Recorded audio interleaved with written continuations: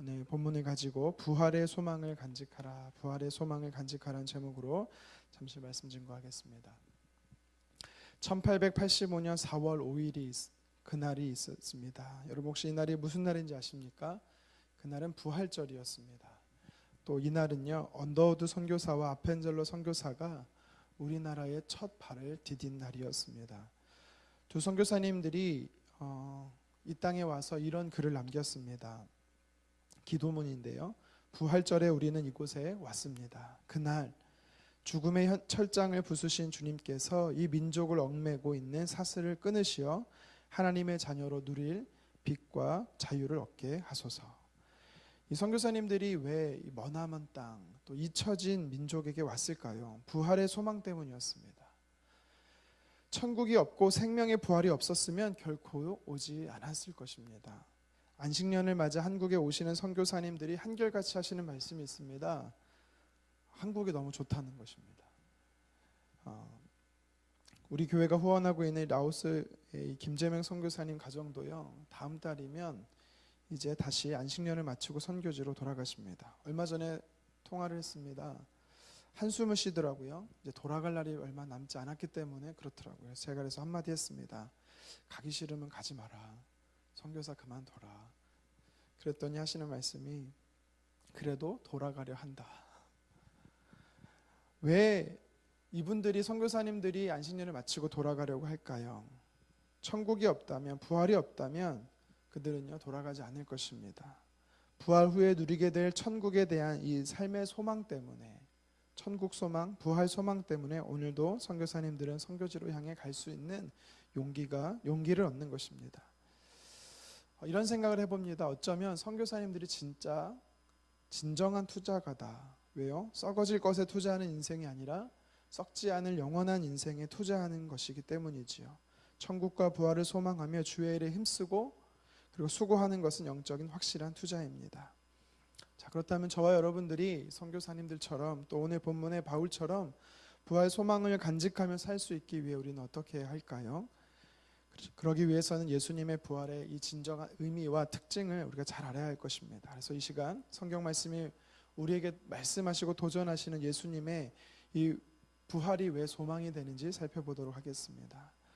먼저는 성경 말씀이 우리에게 가르치시는 이 부활 소망이 되는 첫 번째 이유는요, 예수님이 부활의 시작이기 때문입니다. 예수님이 부활의 첫 열매가 되셨다는 거죠. 20절 말씀 한번 다시 한번 읽겠습니다. 그러나 이제 그리스도께서 죽은 자 가운데서 다시 살아나사 잠자는 자들의 첫 열매가 되셨도다. 아멘. 첫 열매가 됐다라는 것이 무슨 의미입니까? 예수님이 부활의 시작이 되었다라는 것이죠. 모든 사람의 부활의 모델이 됐다라는 것입니다. 다른 말로 말하면 예수님 이전에는 부활이 없었다라는 것입니다. 성경에 보면 예수님보다 앞서서 죽었다가 살아난 사람들이 등장합니다. 예수님은 공생의 3년 기간 동안에 3명을 살리십니다. 마가복음 5장에 보면 회당장 야이로의 딸을 12살에 먹은 딸을 살리셨고, 누가복음 7장에 보면 나인성 과부의 아들, 청년이 죽어서 상에 매여 가고 있는 그 청년을 멈추시고 예수님은 청년을 살리시지요. 또 요한복음 11장에 가면 보면 죽은 나사로를 무덤에서 살리시는 것을 볼 수가 있습니다. 구약에도 보면 죽었다 살아난 자들이 등장합니다. 열왕기상 17장에 보면 사르밧 과부의 아들을 엘리야가 살립니다. 또 열왕기 4장에 보면 엘리사가 수넴 여인의 아들을 살리는 기사가 또한 나옵니다. 이처럼 구약과 신약에도 예수님보다 앞서서 죽은 사람들이 있었고 또 살아난 사람들이 있었습니다. 그런데 왜 성경은 그들을 부활의 첫 열매라고 하지 않고 오늘 예수님을 부활의 첫 열매라고 이야기하고 있습니까? 그 이유는 예수님의 살아나심과 그들의 다시 살아남은 전혀 다른 차원이기 때문이죠. 예수님은 살아나신 이후로 영원히 죽지 않으신 몸이 되었습니다. 그러나 예수님을 제외한 앞서 제가 언급한 사람들은요, 물론 다시 살아났지만 일시적이었습니다. 그들은 다시 육체의 죽음을 맛보았습니다. 이것이 가장 큰 차이점입니다. 로마서 6장 9절에 이렇게 말합니다. 이는 그리스도께서 죽은 자 가운데서 살아나셨으며 다시 죽지 아니하시고 사망이 그를 주장하지 못할 줄을 알미로라. 아멘. 다시는 죽지 않는다라는 겁니다. 영원토록 산다라는 것입니다. 예수님은 죽지 않을 몸으로 승천하셨습니다. 예수님이 갈보리산 그 위에 십자가에 죽으셨을 때 예수님 말고도 두 사람이 함께 죽었습니다. 세 개의 십자가가 달렸습니다. 양편의 강도들이 있었습니다. 같은 시간 안에 사형 집행이 이루어졌습니다. 하지만 유일하게 살아나신 부활하시는 분은 바로 가운데 죽으셨던 예수님이었습니다. 인류 최초의 부활이었죠. 그래서 부활의 주인공이 바로 예수님이신 것입니다. 예수님으로부터 부활은 시작된 것입니다. 그래서 우리에게는 소망이 있습니다. 어떤 소망입니까? 예수님처럼 저와 여러분들도 부활하게 된다라는 이 소망인 것입니다. 잠시 잠깐의 고난도 우리가 감수할 수 있습니다. 능히 이기게 되기 때문이지요. 능히 예수님의 부활을 우리가 따라감으로 인해서요, 우리 안에도 소망이 생기게 되는 줄 믿습니다. 계속해서 부활이 우리에게 왜 소망이 되는가? 인류의 죄를 완전히 해결하셨기 때문입니다. 우리 21절 말씀 같이 읽겠습니다. 사망이 한 사람으로 말미암았으니 죽은 자의 부활도 한 사람으로 말미암는도다. 아멘. 사단은요, 예수님의 십자가의 죽으심을 통하여서 우리에게 죽음에 대한 것을 해결하지 못하도록 저주를 주려고 했습니다. 그래서 유대인들을 통해서 예수님을 십자가에 달려 죽게 하였습니다. 그리고 어쩌면 사단은 승리를 자축했을 것입니다. 하지만 예수님은요, 약속대로 사흘 만에 부활하시고 사단의 권세를 깨뜨리셨습니다. 창세기 3장에 보면 아담을 통해서요, 모든 인류에는 죄가 왔다라고 이야기를 합니다. 그러나 예수님 한 분으로부터 모든 인류는 죄의 문제를 해결받게 되었습니다. 부활의 영광을 소유하게 된 것입니다. 제가 2주 전에 태국에 갔다 왔을 때 빈민 사역을 하는 곳을 방문했습니다. 그런데 그 옆에 엄청난 큰 사원이 있었습니다. 물론 사원이 워낙 많지만 유독 그곳은 사람들이 붐볐습니다. 제가 물어봤습니다. 선교사님께, 왜 저곳에 사람이 이렇게 많습니까? 그 이유가 뭔가 봤더니 그곳에는요, 특별히 부처의 다리 뼈 조각이 있다라는 것입니다. 사람들이 그것을 성지로 생각하고 많이들 찾는다라는 것입니다. 또 사우디에 가면 메카라는 곳이 있습니다. 무슬림들은요, 평생에 한번 메카에 가는 것이 소원이라고 합니다. 메카는 이슬람 교주 마호메트의 무덤이지요.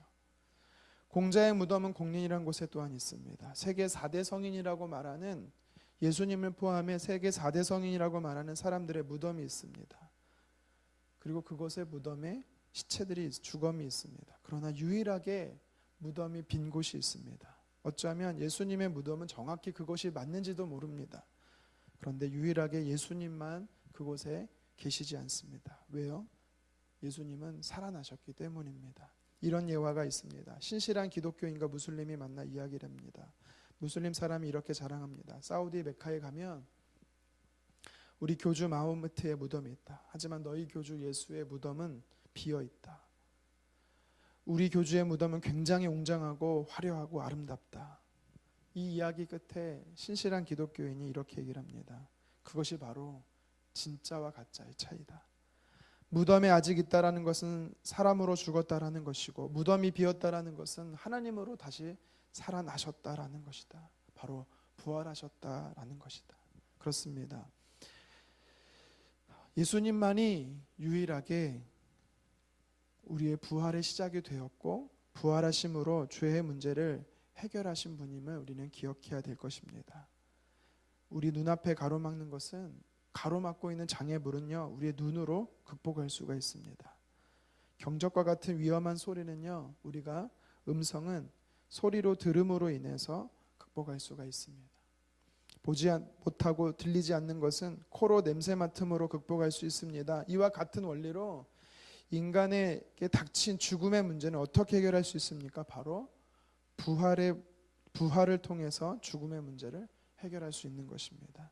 영원한 죽음의 문제는 바로 예수님의 부활을 통해서 우리에게 방법으로서 우리가 해결받을 수 있는 것입니다.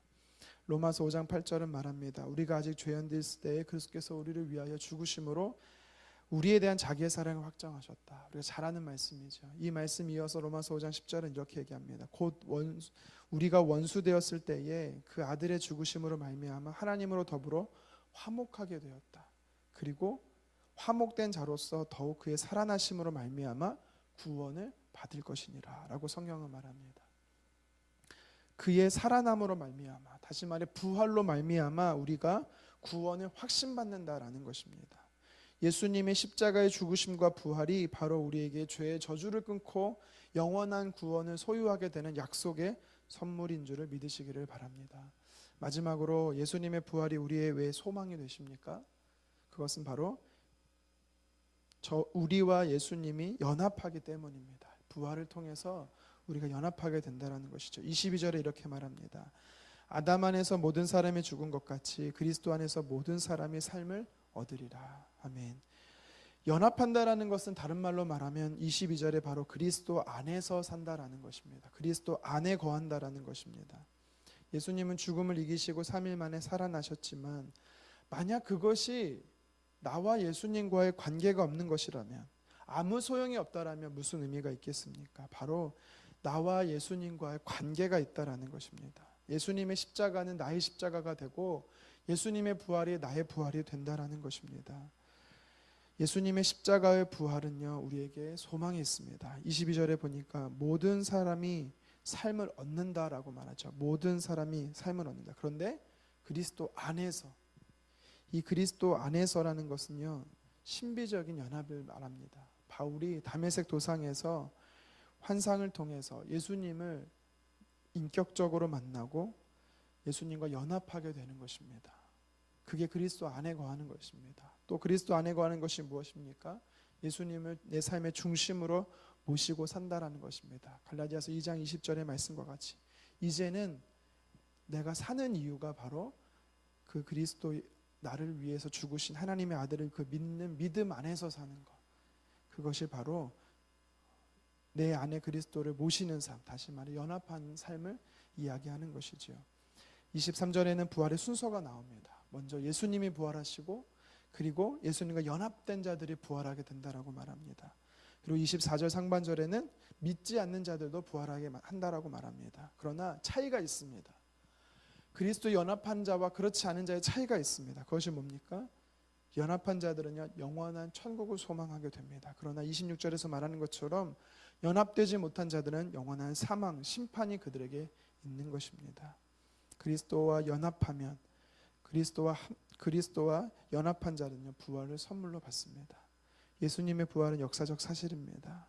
우리의 부활도 반드시 있습니다. 그런데 우리가 그것을 너무 가볍게 여기지 않았으면 좋겠습니다. 부활의 소망을 간직한 자는 영원토록 거주할 천국을 소유한 자이기에 이 땅에서의 잠시 잠깐의 삶에 안주하지 않습니다. 목매지 않습니다.